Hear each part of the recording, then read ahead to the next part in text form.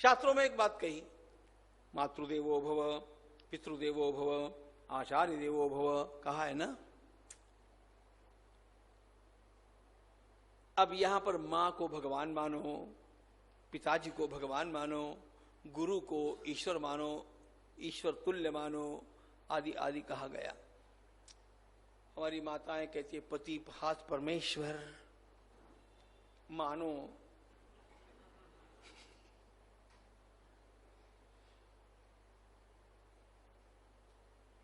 यहां बात क्या है, इसका फल आपको तभी मिलेगा जब आप मानेंगे, नहीं मानेंगे नहीं फल।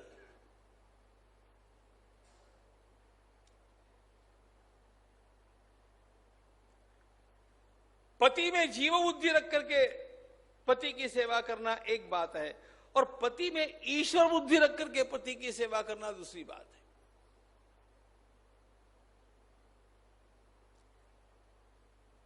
मां में परमेश्वर बुद्धि रख करके मां की सेवा करना एक बात है, और मां है, जन्म दिया है, इतने हमारे लिए उसने कष्ट किया है, तो अभी हमें भी कुछ तो भी करना चाहिए। अब कुछ तो भी करते समय कभी कभी उसको डांटते भी है, इतना हम लोग कर रहे, तुम्हें इतना तो समझना चाहिए, इतनी तो अकल होनी चाहिए। ऐसा कभी कभी बहू भी सुनाती है, बेटा भी उसकी कहे।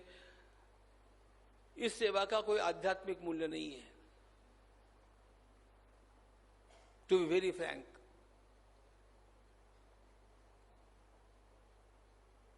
मातृदेवो भव, मेरी मां अनक्वेश्चनेबल। मां की सेवा, पति की सेवा, पिता की सेवा, गुरु की सेवा, इनमें जरा भी जीव बुद्धि आ गई, मनुष्य बुद्धि आ गई, उसका सारा ही फल खत्म।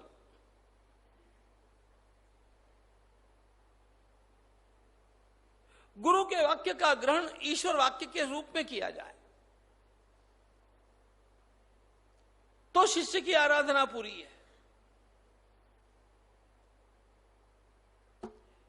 नहीं है अच्छे हमारे गुरुजी, हमसे कुछ ज्यादा पढ़े लिखे हैं, दैट्स इट, फाइन। ये आपकी गाइड बुद्धि हो गई, गुरु बुद्धि नहीं हुई।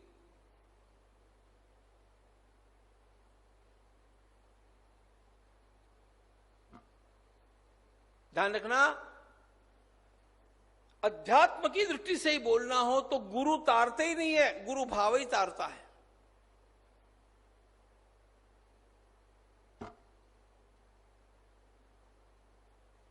उत्कर्ष बुद्धि, मैंने अपने गुरु के रूप में स्वीकार लिया है ना, अब मुझे इधर उधर देखने की इच्छा नहीं, बात खत्म। ये जिस शिष्य की भावना पक्की है ना, हो सकता है अपने कर्मों के कारण गुरुजी नरक में जाएंगे, लेकिन ये शिष्य तो वैकुंठ में ही जाएगा पक्का।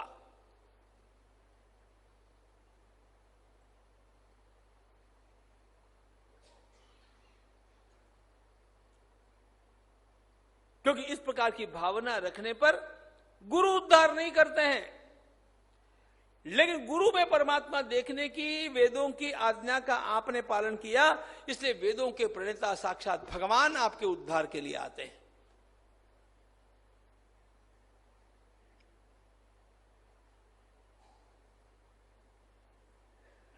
पढ़े लिखे और खूब कमाने लग गए आईटी में, ऐसे बच्चे को लगता है मेरे पिताजी ने क्या किया,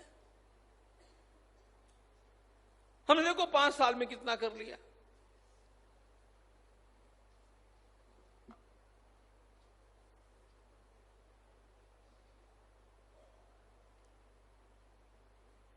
और ऐसा आते आते यदि उसके मन में पिता के लिए तुच्छता बुद्धि आ गई,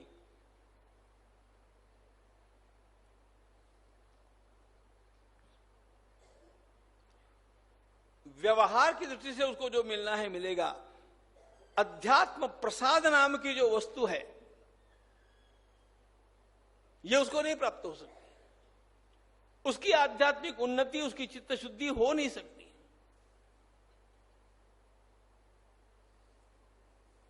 और मेरे पिता कैसे भी है, he is my father, that's it.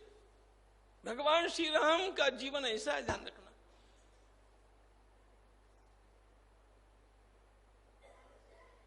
Lakhanlal जी ने कैसी आलोचना की है दशरथ जी की। लखनलाल जी के शब्द है, छोटी मां के पीछे पड़ा हुआ मेरा लंपट बाप, ये लखनलाल जी के शब्द है। आपको पढ़ना है तो वाल्मीकि पढ़िए। उसकी बुद्धि सठिया गई।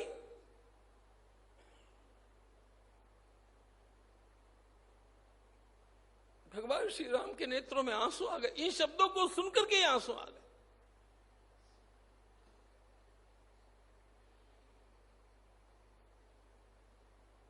भगवान श्री राम अपने पिता को भगवत तुल्य मानते हैं। ये अंतर है, ध्यान रखना, ये अपनी अपनी सोच का अंतर है।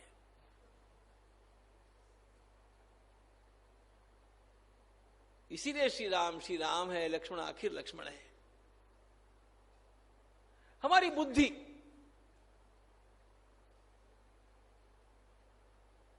इसलिए पति में जीव बुद्धि नहीं, पुरुष बुद्धि नहीं,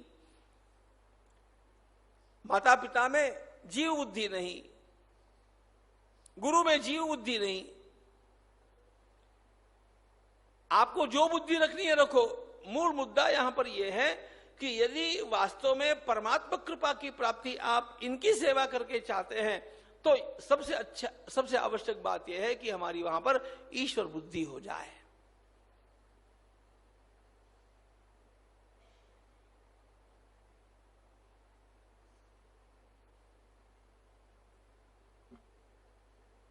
बहुत पढ़े लिखे बेटे को लगता होगा कि मैं इतना अच्छा बिहेव करता हूं, मैं इतना अधिक पढ़ा हूं, देहात में रहने वाला और बीड़ी फूंकता हुआ सारा जीवन गंवाने वाला मेरा बाप, वो क्या बड़ी बात है, उसकी क्या मैं सेवा करूं, उसको क्या मैं प्रणाम करूं। इसका कल्याण नहीं, ध्यान रखना। आपके बाप ने क्या कमाया क्या नहीं कमाया और वो बीड़ी फूंकते जीवन भर रहे या और कहीं रहे, भगवान श्री राम के शब्दों में कहूं तो ये आपकी मीमांसा का विषय नहीं है।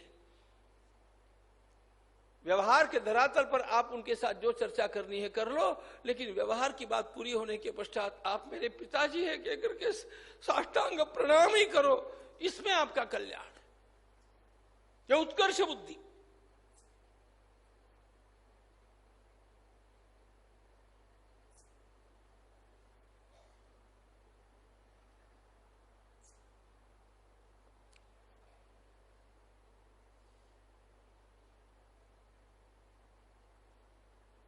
ढालेगांव का वेद विद्यालय जिनके कारण बना वे हमारे बद्रीनारायण जी बियाणी, अनुशासन के बड़े कड़े, बहुत कड़े। विद्यालय में जाते, चार खरी बातें अध्यापकों को भी सुनाते, जितना झाड़ना झाड़ लेते और फिर कहते यहां की जिम्मेदारी होने के कारण मेरा कर्तव्य मैंने पूरा किया। आप ब्राह्मण हैं, आप वैदिक ब्राह्मण हैं, आपको साष्टांग प्रणाम करता हूं और ब्राह्मण के रूप में प्रणाम करके आपके आशीर्वाद मांगता हूं। इसको कहते हैं व्यक्तित्व। आपको मुझे बोलना पड़ा, इसका मुझे बुरा लगता है। कभी उनकी ब्राह्मणों में मैंने सामान्य बुद्धि देखी नहीं। व्यक्ति को तारता है ये भाव, ये उत्कर्ष बुद्धि है। वो ब्राह्मण नरक में जाएगा, उसको प्रणाम करने वाला स्वर्ग में जाएगा, ध्यान रखना। यदि उसकी बुद्धि में विकार नहीं आया है